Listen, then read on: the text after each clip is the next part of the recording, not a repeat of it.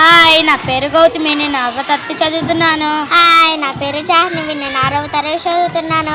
ఈ రోజు మేము శ్రీనివాస రామానుజన్ గురించి చెప్పబోతున్నాము.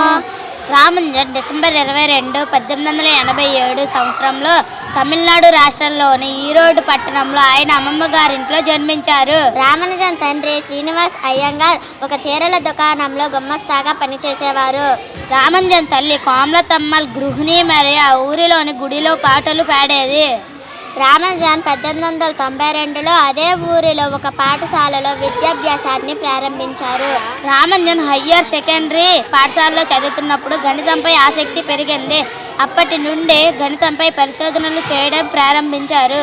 రామానుజన్లోని ప్రతిభను WH హార్డీ గుర్తించి ప్రోత్సహించారు. 1914లో రామానుజన్ ఇంగ్లాండ్ వెళ్ళారు. అక్కడ సరైన భోజన వసతి లేకపోవడం వల్ల, నిరంతర పరిశోధన వల్ల వాతావరణ పరిస్థితుల మూలంగా అనారోగ్య పాలయ్యారు. రామానుజన్ తీవ్రమైన అనారోగ్యంతో ఉన్నప్పుడు కూడా WH హార్డీ గారికి 1729 సంఖ్య యొక్క ప్రత్యేకతను తెలియజేశారు. అందుకే 1729ను రామానుజన్ సంఖ్య అంటారు. రామానుజన్ గారి ఆరోగ్యం క్షీణించి 1920 ఏప్రిల్ 20న మరణించారు. Thank you.